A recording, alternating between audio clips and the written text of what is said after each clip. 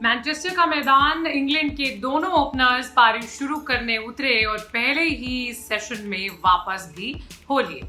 Lunch होने से पहले दूसरा विकेट गिर गया। लंच से वापस आकर सेट बैट्समैन आउट और फिर 122 रन आते आते टीम के 4 बल्लेबाज वापस पवेलियन लौट गए। 122 के स्कोर पर 4 विकेट गिरने के बाद 5वें विकेट के लिए 100 रन से ज्यादा की पार्टनरशिप।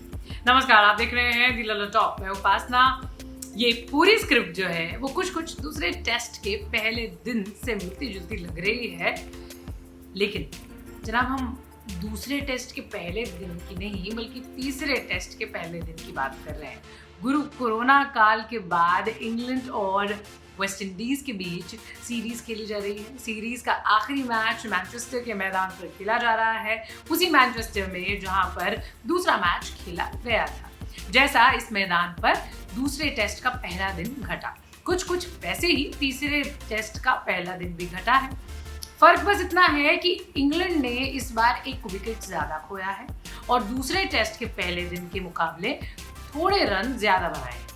तीसरे टेस्ट का पहला दिन खत्म होने पर इंग्लैंड ने 4 विकेट खोकर 258 रन बना लिए हैं, लेकिन ये बात माननी पड़ेगी, पहले टेस्ट में भले ही उनसे चूक हो गई हो, लेकिन दूसरे और आखिरी टेस्ट के पहले दिन उन्होंने बता दिया कि क्यों वो टेस्ट में भी धमाका करने के लिए बेकरार हैं। चलिए अब आपको फटाफट से ये बताते हैं कि टेस्ट के पहले दिन हुआ क्या। टॉस हुआ, जेसन होल्डर ने जीता और सबको चौंकाते हुए फिर से बॉलिंग चुनी। इंग्लैंड के लिए डॉम सिबली और रोरी बर्न्स आए। सिबली पिछले मैच के शतक के चौड़ में थे, लेकिन वेस्ट इंडीज बॉलर रोच आज अलग ही गुट्टी भी कराए थे। आते ही पहले ओवर में ही उन्होंने सिबली को बतख बनाकर लौटा दिया।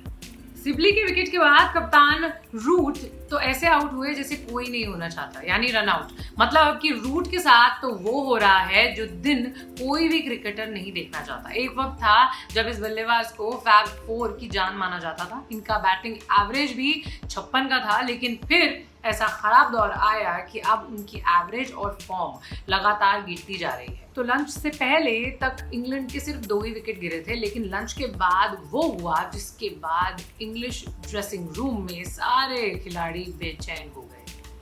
बोले तो उनकी टीम की आधी शक्ति वाला बल्लेबाज बेन स्टोक्स सिर्फ 20 रन पर गिल्लियां उखड़वा चुका था।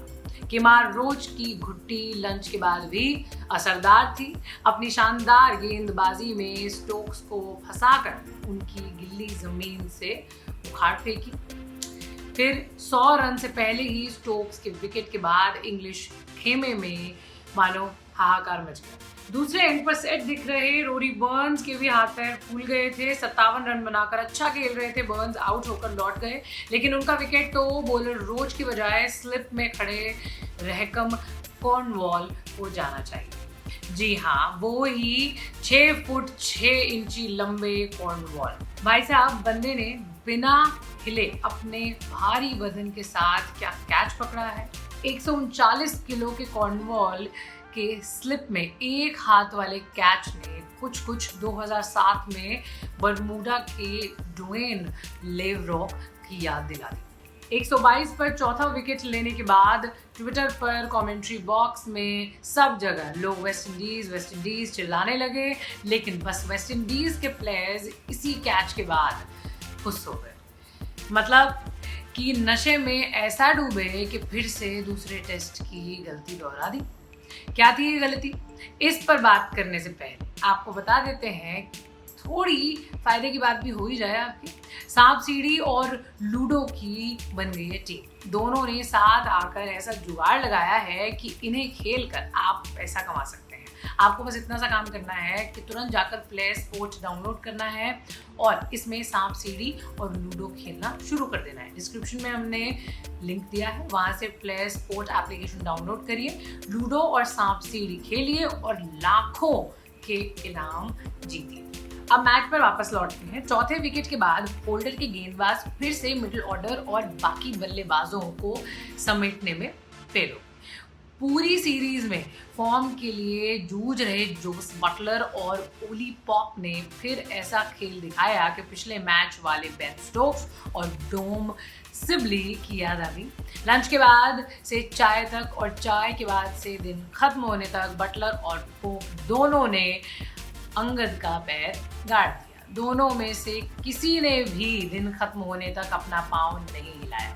दिन खत्म होते होते एक बार फिर से मैनचेस्टर के माशाल्लाह मौसम ने वेस्ट इंडीज वालों को निराश कर दिया। इस बार बारिश तो नहीं हुई, लेकिन खराब लाइट ने दिन का खेल 85.5 ओवरों में ही खत्म करवा दिया। बटलर और पॉप दोनों ने 5वें विकेट के लिए 136 रनों की पार्टनरशिप कर ली।